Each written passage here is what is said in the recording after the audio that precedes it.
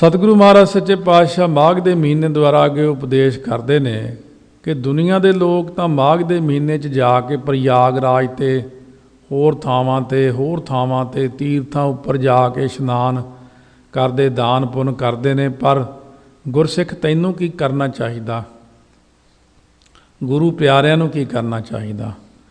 महाराज जी कहने सतसंगत विच जाके संतां दी चरण धूड़ी प्राप्त करके वाहिगुरू दे नाम नूं सुन के ध्याना कर, जिते तेरी जन्मां जन्मांतरां दी मैल उतर जाएगी। माघ मज्जन संग साधुआ धूड़ी कर इशनान। माघ दे महीने द्वारा कथन करते जिवें माघ दे महीने लोग प्रयागराज ते जाके त्रिवेणी विच इशनान करते हैं। गंगा जमुना सरस्वती जिथे इकट्ठियां हुंदियां इलाहाबाद, उत्थे बहुत महात्म मानते हैं लोग इशनान का।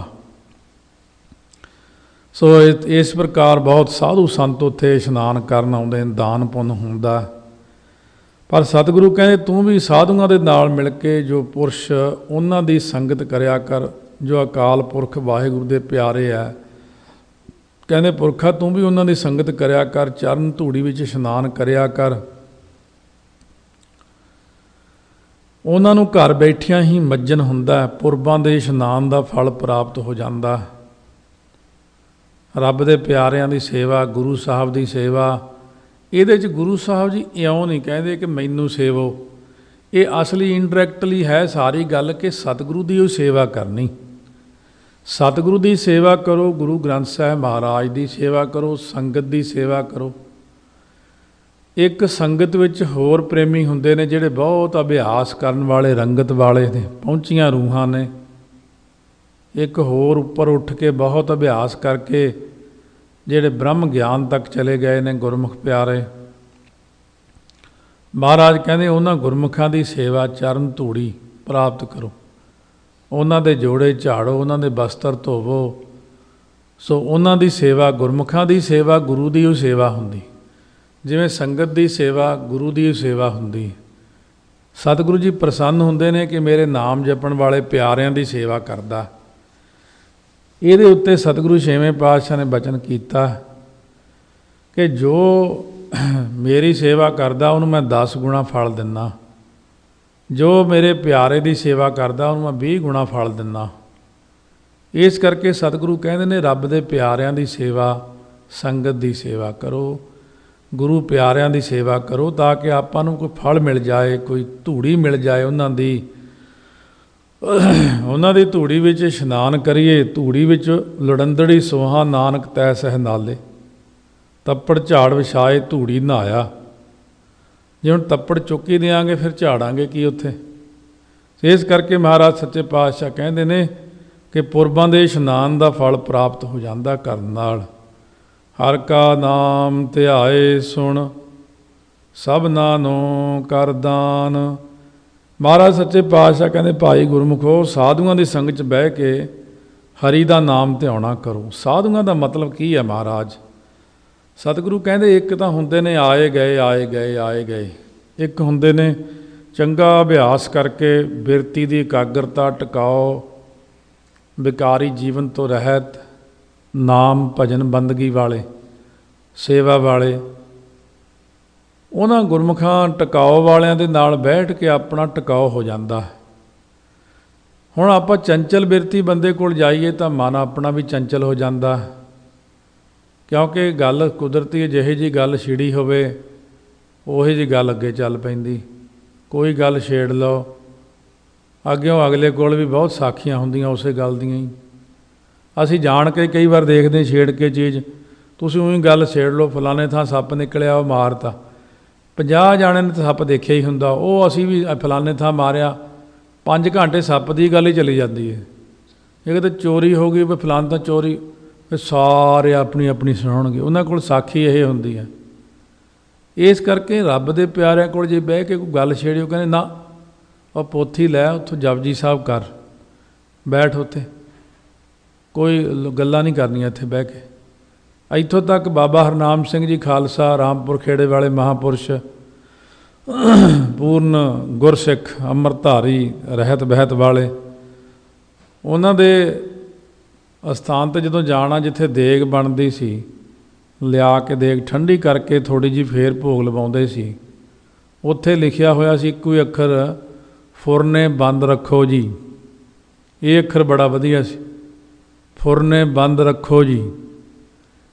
ਬੋਲਣਾ ਤਾਂ ਬੰਦ ਹੋਣਾ ਹੀ ਹੋਣਾ, ਮਨ ਦੇ ਫੁਰਨੇ ਵੀ ਬੰਦ ਰੱਖੋ। ਤੇ ਇਸ ਤਰ੍ਹਾਂ ਮਹਾਰਾਜ ਸੱਚੇ ਪਾਤਸ਼ਾਹ ਬਖਸ਼ਿਸ਼ ਕਰਦੇ ਨੇ। ਗੁਰੂ ਪਿਆਰਿਆਂ ਦੇ ਕੋਲ ਜਦੋਂ ਬਹਿਨੇ ਆ, ਇੱਕ ਤਾਂ ਉਹਨਾਂ ਤੋਂ ਡਰ ਲੱਗਦਾ ਹੁੰਦਾ ਵੀ ਇਹਨਾਂ ਕੋਲ ਆਲਤੂ ਫਾਲਤੂ ਗੱਲ ਨਹੀਂ ਕਰ ਸਕਦੇ। ਮਾੜੇ ਬੰਦੇ ਕੋਲ ਬਹਿ ਜਾਈਏ, ਨਿਆਣੇ ਕੋਲ ਬਹਿ ਜਾਈਏ, ਵਿਕਾਰੀ ਕੋਲ ਬਹਿ ਜਾਈਏ, ਕਿਸੇ ਹੋਰ ਕੋਲ ਬਹਿ ਜਾਈਏ, ਕਿਸੇ ਹੋਰ ਕੋਲ, ਜਿਹਦੇ ਕੋਲ ਮਰਜ਼ੀ ਬਹਿ ਜਾਓ, ਉਹ ਗੱਲ ਹੀ ਨਹੀਂ ਕਰਦਾ ਗੁਰੂ ਸਾਹਿਬ ਦੀ। ਆਮ ਦੁਨਿਆਵੀ ਲੋਕ ਤਾਂ ਬਸ ਕੰਮਾਂ ਦੀ ਗੱਲ, ਪੈਸੇ ਦੀ ਗੱਲ, ਰੋਟੀ ਦੀ ਗੱਲ, ਕੱਪੜੇ ਦੀ ਗੱਲ। ਗੁਰੂ ਘਰ ਦੇ ਵਿੱਚ ਆ ਕੇ ਵੀ ਇਹੀ ਗੱਲਾਂ ਚੱਲਦੀਆਂ ਹੁੰਦੀਆਂ ਆਮ ਤੌਰ 'ਤੇ। ਜਿੰਨੇ ਵੱਡੇ ਸਤਿਗੁਰੂ ਪਾਤਸ਼ਾਹ ਨੇ, ਉਹਨਾਂ ਦਾ ਡਰ ਭੈ ਛੱਡ ਕੇ ਇਹੀ ਪੁੱਛਿਆ ਜਾਂਦਾ, ਇਹ ਕੱਪੜਾ ਕਿੰਨੇ ਦਾ ਆਇਆ, ਕਿੰਨੇ ਦਾ ਲਿਆ ਤੂੰ? ਇਹੀ ਗੱਲ ਤਾਂ ਇਹ ਤੋਂ ਜ਼ਿਆਦਾ ਕੀ ਲੋਕਾਂ ਕੋਲੇ। ਇਸੇ ਕਰਕੇ ਇਹਨਾਂ ਦੀ ਸੰਗਤ ਜ਼ਿਆਦਾ ਨਹੀਂ ਠੀਕ ਹੈ। ਸਤਿਗੁਰੂ ਕਹਿੰਦੇ ਕਿ ਸਾਧਨਾ ਕਰਨ ਵਾਲੇ ਕੋਈ ਸਿੱਧੇ ਹੋਏ ਮਨ ਦੀ ਸੰਗਤ ਕਰੋ, ਜਿੱਥੇ ਬਖਸ਼ਿਸ਼ ਹੈ ਉਹਦੀ ਸੰਗਤ ਕਰੋ, ਕਿਉਂਕਿ ਉਹਨੇ ਤੁਹਾਨੂੰ ਵੀ ਨਹੀਂ ਹਿੱਲਣ ਦੇਣਾ, ਡੋਲਣ ਨਹੀਂ ਦੇਣਾ। ਚੰਚਲਤਾਈ ਹੋ ਜਾਂਦੀ ਆਪਣੇ ਆਪ ਹੀ। ਤਾਂ ਮਹਾਰਾਜ ਸੱਚੇ ਪਾਤਸ਼ਾਹ ਕਹਿੰਦੇ ਨੇ ਕਿ ਹਰ ਕਾ ਨਾਮ ਧਿਆਏ ਸੁਣ ਸਭਨਾਂ ਨੂੰ ਕਰ ਦਾਨ। ਸਤਿਗੁਰੂ ਕਹਿੰਦੇ ਸਾਧੂਆਂ ਦੀ ਸੰਗਤ 'ਚ ਬਹਿ ਕੇ ਨਾਮ ਜਪ, ਹਰੀ ਨਾਮ ਨੂੰ ਕੰਨਾਂ ਨਾਲ ਸੁਣ ਤੇ ਸਾਰਿਆਂ ਨੂੰ ਯਥਾ ਸ਼ਕਤ ਦਾਨ ਦੇਣਾ ਕਰ। ਅਥਵਾ ਇਹੀ ਸਿੱਖਿਆ ਅੱਗੇ ਦਾਨ ਕਰ, ਕਿਹੜੀ? ਗੁਰਾ ਇੱਕ ਦੇਹ ਬੁਝਾਈ, ਸਭਨਾ ਜੀਆਂ ਕਾ ਇੱਕ ਦਾਤਾ, ਸੋ ਮੈਂ ਵਿਸਰ ਨਾ ਜਾਈ। ਜਨਮ ਕਰਮ ਮਲ ਉਤਰੈ, ਮਨ ਤੇ ਜਾਏ ਗੁਮਾਨ। ਕਹਿੰਦੇ ਜੇ ਤੂੰ ਇਸ ਤਰ੍ਹਾਂ ਦੀ ਕਿਰਿਆ ਕਰੇਂਗਾ ਤਾਂ ਜਨਮਾਂ ਜਨਮਾਂਤਰਾਂ ਦੀ ਕਰਮਾਂ ਰੂਪੀ ਮੈਲ ਉਤਰ ਜਾਂਦੀ ਹੈ। ਜਨਮ ਦੇਣ ਵਾਲੇ ਸੰਚਿਤ ਕਰਮਾਂ ਦੀ ਮੈਲ ਉਤਰ ਜਾਂਦੀ ਆ, ਅਤੇ ਮਨ ਵਿੱਚੋਂ ਜਾਤੀ, ਵਿੱਦਿਆ ਦਾ, ਧਨ ਦਾ ਸਾਰਾ ਹੰਕਾਰ ਚਲਿਆ ਜਾਂਦਾ। ਜਨਮ ਕਰਮ ਮਲ ਉਤਰੈ, ਜਨਮ ਤੋਂ ਲੈ ਕੇ ਜਿੰਨੇ ਕਰਮ ਕੀਤੇ ਨੇ, ਪਿਛਲੇ ਜਨਮਾਂ ਦੇ ਜਿਹੜੇ ਕਰਮ ਨੇ, ਉਹਨਾਂ ਦੀ ਮੈਲ, ਭਾਵ ਜਿਹੜੀਆਂ ਗਲਤੀਆਂ ਕੀਤੀਆਂ ਹੋਈਆਂ ਬਹੁਤ ਸਾਰੀਆਂ, ਉਹ ਸਾਰੀਆਂ ਹੀ ਉਤਰ ਜਾਂਦੀਆਂ। ਮਨ 'ਚੋਂ ਹੰਕਾਰ ਹੀ ਚਲਿਆ ਜਾਂਦਾ। ਕਾਮ ਕ੍ਰੋਧ ਨਾ ਮੋਹੀਐ, ਬਿਨਸੈ ਲੋਭ ਸੁਆਨ।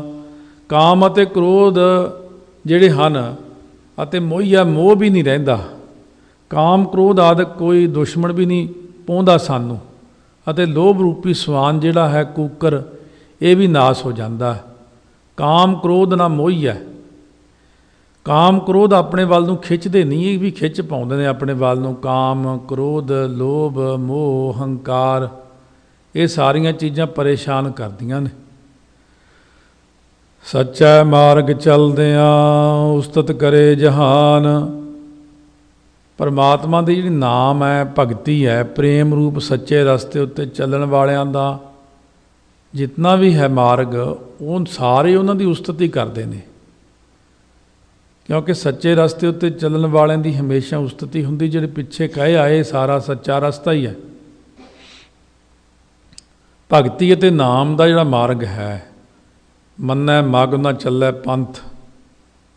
ਇਸ ਕਰਕੇ ਉਸ ਰਸਤੇ ਉੱਤੇ ਚੱਲਦਿਆਂ ਹੋਇਆਂ ਸਾਰਾ ਜਗਤ ਉਸਤਤੀ ਕਰਦਾ ਹੈ, ਸੰਸਾਰ ਉਹਨੂੰ ਮੰਨਦਾ ਹੈ। 68 ਤੀਰਥ ਸਗਲ ਪੁੰਨ, ਜੀ ਦਇਆ ਪਰਵਾਨ। ਸਾਰਿਆਂ ਜੀਵਾਂ ਉੱਪਰ ਅਤੇ ਆਪਣੇ ਜੀ ਉੱਤੇ ਜਿਹੜੀ ਦਇਆ ਕਰਨੀ ਹੈ, 68 ਤੀਰਥਾਂ ਦੇ ਇਸ਼ਨਾਨ ਅਤੇ ਸਾਰੇ ਪੁੰਨ ਦਾ ਸਭ ਤੋਂ ਸ਼੍ਰੋਮਣੀ ਕਰਮ ਹੈ। ਉਹਦੇ ਪ੍ਰਵਾਨ ਤੋਂ ਭਾਵ ਸਦਰਸ ਹੈ। ਜੀ ਦਇਆ ਪ੍ਰਵਾਨ ਹੋ ਜਾਂਦੀ ਹੈ ਅਕਾਲ ਪੁਰਖ ਦੇ ਦਰ 'ਤੇ। ਜਿਹਨੇ ਨਾਮ ਜਪਿਆ, ਉਹਦੇ 68 ਤੀਰਥਾਂ ਦਾ ਇਸ਼ਨਾਨ ਅਤੇ ਸਾਰੇ ਪੁੰਨ, ਜੀਵਾਂ ਉੱਪਰ ਦਇਆ ਕਰਨੀ, ਸਾਰੇ ਕਰਮ ਪ੍ਰਵਾਨ ਹੋ ਜਾਂਦੇ ਨੇ ਨਾਮ ਜਪਣ ਵਾਲੇ ਦੇ। ਇਹ ਦੋ ਹੀ ਗੱਲਾਂ ਨੇ। ਮਹਾਰਾਜ ਕਹਿੰਦੇ 68 ਤੀਰਥਾਂ 'ਤੇ ਨਹਾਉਣਾ, ਸਾਰੇ ਪੁੰਨ ਕਰਨੇ, ਜੀਆਂ ਉੱਤੇ ਦਇਆ ਕਰਨੀ, ਇਹ ਸਾਰੀਆਂ ਚੀਜ਼ਾਂ ਉਹਦੇ ਵਿੱਚ ਪ੍ਰਵਾਨ ਨੇ ਜਿਹੜਾ ਨਾਮ ਜਪਦਾ। ਨਾਮ ਜਪਣ ਵਾਲੇ ਦਾ ਕੁਦਰਤੀ 68 ਤੀਰਥ ਆਪੇ ਹੀ ਇਸ਼ਨਾਨ ਕਰਾ ਦਿੰਦੇ ਨੇ, ਸਾਰੇ ਪੁੰਨ ਉਹਨੂੰ ਲੱਗ ਜਾਂਦੇ ਨੇ।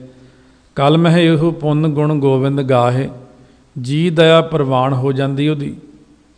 ਮਹਾਰਾਜ ਕਹਿੰਦੇ ਇਹ ਅਕਾਲ ਪੁਰਖ ਨੂੰ ਗੱਲ ਪ੍ਰਵਾਨ ਹੈ ਕਿ ਜੀਆਂ ਦੇ ਉੱਤੇ ਦਇਆ ਕਰੋ, ਤਰਸ ਕਰੋ, ਕਿਉਂਕਿ ਜੀਵ ਦੇ ਅੰਦਰ ਵੀ ਆਤਮਾ ਹੈ। ਇਸ ਕਰਕੇ ਉਹਨਾਂ ਨੂੰ ਜੀਆਂ ਨੂੰ ਜ਼ੁਬਾਨ ਦੇ ਸਵਾਦ ਲਈ ਮਾਰ ਕੇ ਖਾਣਾ, ਇਹ ਵੀ ਹਿਸਾਬ ਕਿਤਾਬ ਹੋ ਜਾਂਦਾ, ਫਿਰ ਲੇਖਾ ਦੇਣਾ ਪੈਂਦਾ ਇਹਦਾ।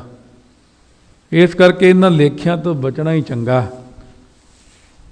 ਤਾਂ ਨਾਲੇ ਜਦੋਂ ਸਿੱਖਿਆ ਦਿੰਦੇ ਆ, ਜਿਨ੍ਹਾਂ ਦੇ ਤਾਂ ਅੰਦਰ ਗੁਰਮੁਖਤਾਈ ਆ, ਸ਼ਰਧਾ, ਉਹ ਤਾਂ ਇਹਨੂੰ ਗੱਲ ਨੂੰ ਸੁਣ ਕੇ ਮੰਨਦੇ ਨੇ, ਹਜਮ ਕਰ ਲੈਂਦੇ ਨੇ। ਜਿਨ੍ਹਾਂ ਦੇ ਅੰਦਰ ਮਨਮੁਖਤਾਈ ਆ, ਜਿਹੜੇ ਅਵੈੜ ਜੇ ਨੇ, ਜਿਹੜੇ ਹੰਕਾਰੀ ਜੇ ਨੇ, ਉਹ ਇਸ ਬਚਨ ਨੂੰ ਸੁਣਦਿਆਂ ਹੀ ਜਿਵੇਂ ਹਜਮ ਨਹੀਂ ਹੁੰਦੀ ਚੀਜ਼, ਬਾਹਰ ਨੂੰ ਕੱਢਣੀ ਸ਼ੁਰੂ ਕਰ ਦਿੰਦੇ ਨੇ, ਕਿਉਂਕਿ ਉਹ ਸਤ ਬਚਨ ਕਹਿਣ ਵਾਲੇ ਨਹੀਂ ਹੈਗੇ। ਉਹਨਾਂ ਦੀ ਤਾਂ ਆਪਣੀ ਮਰਜ਼ੀ ਚੱਲਦੀ ਹੈ। ਜਿਹਨੇ ਆਪਣੀ ਮਰਜ਼ੀ ਕਰਕੇ ਚੱਲਣਾ, ਸਤਿਗੁਰੂ ਕਹਿੰਦੇ ਉਹ ਕਦੇ ਕਾਮਯਾਬ ਨਹੀਂ ਹੋਏ ਜ਼ਿੰਦਗੀ 'ਚ। ਜਿਸ ਨੂੰ ਦੇਵੈ ਦਇਆ ਕਰ ਸੋਈ ਪੁਰਖ ਸੁਜਾਨ।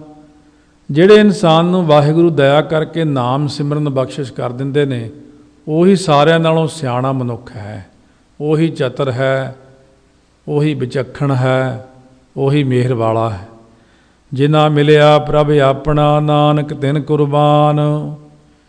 ਜਿਨ੍ਹਾਂ ਗੁਰਮੁਖਾਂ ਨੂੰ ਆਪਣਾ ਪਰਮਾਤਮਾ ਪ੍ਰਾਪਤ ਹੋਇਆ, ਆਪਣਾ ਵਿਸ਼ੇਸ਼ ਅੱਖਰ ਹੈ ਆਪਣਾ, ਕਿ ਆਪਣਾ ਗੁਰੂ ਧਿਆਏ ਮਿਲ ਕੁਸਲ ਸੇਤੀ ਘਰ ਆਏ। ਇੱਥੇ ਕਹਿੰਦੇ ਆਪਣਾ ਵਾਹਿਗੁਰੂ, ਆਪਣਤ ਹੈ, ਸਾਡੀ ਮਿਹਰ ਹੈ ਤੁਹਾਡੇ 'ਚ, ਤੁਸੀਂ ਸਾਡੇ ਆਪਣੇ, ਹੋਰ ਕੋਈ ਸਾਡਾ ਆਪਣਾ ਨਹੀਂ ਹੈ ਇੱਥੇ। ਹੋਰ ਤਾਂ ਸਾਰੇ ਪਹਿਲਾਂ ਕਹਿ ਆਏ ਨੇ ਕਿ ਹਰੇਕ ਕੋਈ ਵਿਛੜ ਜਾਂਦਾ। ਮਹਾਰਾਜ ਕਥਨ ਕਰਦੇ ਨੇ, ਮੈਂ ਉਹਨਾਂ ਤੋਂ ਬਲਿਹਾਰ ਜਾਵਾਂ ਜਿਨ੍ਹਾਂ ਨੂੰ ਆਪਣਾ ਪਰਮਾਤਮਾ ਮਿਲਿਆ।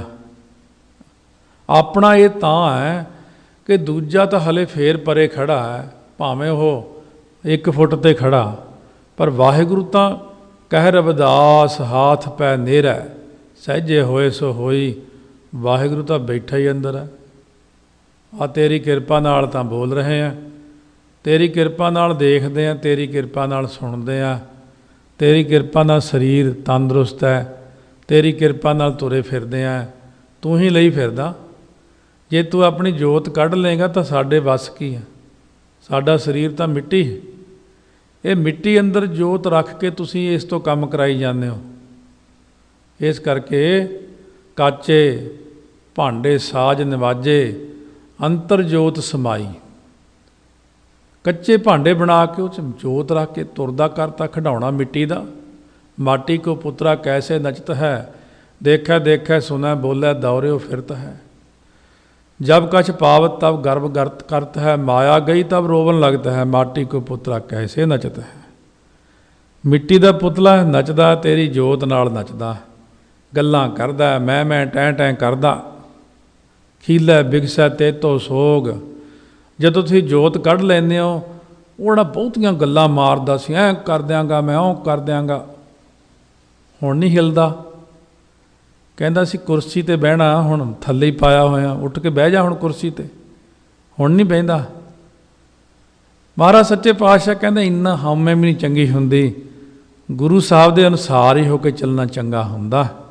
ਸਤਿਗੁਰੂ ਮਹਾਰਾਜ ਸੱਚੇ ਪਾਤਸ਼ਾਹ ਕਹਿੰਦੇ ਆਪਣੀ ਜਿੰਨੀ ਮਰਜ਼ੀ ਕਰਦੇ ਹੋ, ਆਪਣੀ ਜਿੰਨੀ ਸਿਆਣਪ ਕਰਦੇ ਹੋ, ਜਿੰਨੀ ਬੁੱਧੀ ਵਰਤਦੇ ਹੋ, ਜੇ ਬੁੱਧੀ ਵਰਤਣੀ ਸੀ ਫਿਰ ਗੁਰਮਤਿ ਵਾਲੇ ਪਾਸੇ ਕਾਹਨੂੰ ਹੋਣਾ? ਫਿਰ ਪਰੇ ਹੀ ਕਿਤੇ ਬੈਠ ਕੇ ਆਪਣੀ ਵਰਤੀ ਜਾਓ। ਜਦੋਂ ਗੁਰੂ ਦੇ ਦਰ 'ਤੇ ਆ ਜਾਈਏ ਫਿਰ ਆਪਣੀ ਬੁੱਧੀ ਸਿਆਣਪ ਸਭ ਚੋਗੇ ਲਾ ਕੇ ਬਾਹਰ ਰੱਖ ਦਿਓ। ਜਿੱਥੇ ਜੁੱਤੀਆਂ ਜੋੜੇ ਰੱਖਦੇ ਆ ਉੱਥੇ ਆਪਣੀ ਸਭ ਸਿਆਣਪਾਂ ਛੱਡ ਕੇ ਗੁਰੂ ਦੇ ਚਰਨਾਂ 'ਚ ਹਾਜ਼ਰ ਹੋ ਜਾਓ। ਮਹਾਰਾਜ ਕਹਿੰਦੇ ਮੇਰੇ ਕੋਲ ਆਉਣਾ, ਗੁਰ ਮਿਲਿਆ ਸੰਕ ਉਤਾਰ। ਮੇਰੇ ਕੋਲ ਆਉਣਾ, ਆਪਣੀ ਬੁੱਧੀ ਦੀ ਸਿਆਣਪ ਛੱਡ ਕੇ ਆਉਣਾ। ਕੀ ਹੈ ਤੂੰ? ਕੁਛ ਵੀ ਨਹੀਂ ਹੈ। ਇਸ ਕਰਕੇ ਤੇਰੀ ਜੋਤ ਨਾਲ ਸੱਚੇ ਪਾਤਸ਼ਾਹ ਅਸੀਂ ਤੁਰਦੇ ਫਿਰਦੇ ਦੇਖਦੇ ਹਾਂ, ਸਾਡੇ ਉੱਤੇ ਕਿਰਪਾ ਕਰ ਦਿਓ।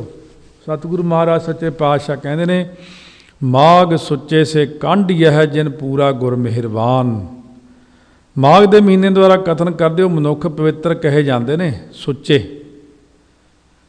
ਜਿਨ੍ਹਾਂ ਉੱਤੇ ਪੂਰਾ ਗੁਰੂ ਕਿਰਪਾਲੂ ਹੋਇਆ। ਸੁੱਚਾ ਇੱਕ ਅੱਖਰ ਹੈ, ਇੱਕ ਹੁੰਦਾ ਸਾਫ, ਇਹ ਇੱਕ ਹੁੰਦਾ ਉਜਲ। ਇੱਕ ਚੀਜ਼ ਹੈ ਕਿ ਇਹ ਬਹੁਤ ਸਾਫ ਹੈ, ਸਾਫ਼ ਤਾਂ ਬਹੁਤ ਕੁਛ ਹੁੰਦਾ ਪਰ ਉੱਥੇ ਸੁੱਚਮ ਨਹੀਂ ਹੈ। ਪਾਣੀ ਤਾਂ ਬਹੁਤ ਥਾਈਂ ਸਾਫ਼ ਹੀ ਖੜਾ ਹੁੰਦਾ, ਕਿੰਨੇ ਥਾਈਂ ਪਾਣੀ ਸਾਫ਼ ਖੜਾ ਪਰ ਸੁੱਚਾ ਨਹੀਂ। ਉੱਥੇ ਜਾਣਾ ਖਾਣਾ ਹੀ ਪਾਣੀ ਡੋਲਦਾ ਗੰਦਾ। ਉਹ ਤੇ ਸੁੱਚੇ ਦੀ ਗੱਲ ਵੱਖਰੀ, ਸਾਫ਼ ਇੱਕ ਅਲੱਗ ਗੱਲ ਹੈ, ਸੁੱਚਾ ਹੋਣਾ ਅਲੱਗ ਗੱਲ ਹੈ, ਤੇ ਉੱਜਲ ਹੋਣਾ ਉਸ ਤੋਂ ਵੀ ਜ਼ਿਆਦਾ ਵੱਡਾ। ਇੱਕ ਕੱਪੜਾ ਹੈ ਕਾਲੇ ਰੰਗ ਦਾ, ਉਹ ਗੰਦੇ ਥਾਂ 'ਤੇ ਡਿੱਗਿਆ, ਉਹਨੂੰ ਆਪਾਂ ਮੂਤ ਪਲੀਤੀ ਕੱਪੜ ਹੋਏ ਦੇ ਸਾਬੂਨ ਲਈਆ, ਉਹ ਧੋਏ ਜੂਠੇ ਤੋਂ ਉਹਨੂੰ ਸਾਫ਼ ਵੀ ਕਰ ਲਿਆ, ਸੁੱਚਾ ਵੀ ਕਰ ਲਿਆ। ਪਰ ਕਾਲੀ ਲੋਈ ਨੂੰ ਇਹ ਨਹੀਂ ਕਹਿ ਸਕਦੇ ਕਿ ਇਹ ਉੱਜਲ ਹੈ। ਐਂ ਤਾਂ ਦੈਂਤਾਂ ਨੇ ਵੀ ਭਗਤੀ ਕੀਤੀ ਸੀ, ਦੈਂਤ ਰਾਵਣ, ਦੈਂਤ ਹਰਨਾਕਸ਼, ਦੈਂਤ ਬਿਰਤੀ ਲੋਕ ਵੀ ਭਗਤੀ ਕਰਦੇ ਨੇ, ਉਹ ਵੀ ਬੜੀ ਬੜੀ ਤਪੱਸਿਆ ਕਰਕੇ ਵਰ ਲੈ ਲੈਂਦੇ ਨੇ, ਪਰ ਉਹ ਉੱਜਲ ਨਹੀਂ ਹੁੰਦੇ, ਕਾਲੇ ਹੀ ਰਹਿੰਦੇ ਨੇ। ਮਨ ਦੇ ਵੀ ਕਾਲੇ, ਤਨ ਦੇ ਵੀ ਕਾਲੇ। ਉੱਜਲ ਤਾਂ ਇੱਕ ਵੱਖਰੀ ਗੱਲ। ਨਾਨਕ ਤੇ ਮੁਖ ਉਜਲੇ ਕੇਤੀ ਛੁੱਟੀ ਨਾਲ, ਨਾਨਕ ਤੇ ਮੁਖ ਉਜਲੇ ਤਿਤ ਸੱਚਾ ਦਰਬਾਰ, ਜਿਨੀ ਨਾਮ ਤੇ ਆਇਆ ਗਏ ਮਸਕਤ ਕਾਲ। ਨਾਨਕ ਤੇ ਮੁਖ ਉਜਲੇ ਕੇਤੀ ਛੁੱਟੀ ਨਾਲ। ਉਜਲੇ ਹੋਣਾ ਇੱਕ ਬਹੁਤ ਸ਼੍ਰੋਮਣੀ ਕਰਮ ਹੈ। ਤਾਂ ਸਤਿਗੁਰੂ ਕਹਿੰਦੇ ਨੇ ਜਿਨ੍ਹਾਂ ਉੱਤੇ ਪੂਰਾ ਗੁਰੂ ਕਿਰਪਾਲੂ ਹੋਇਆ ਉਹ ਮਨੁੱਖ ਪਵਿੱਤਰ ਕਹੇ ਜਾਂਦੇ ਨੇ।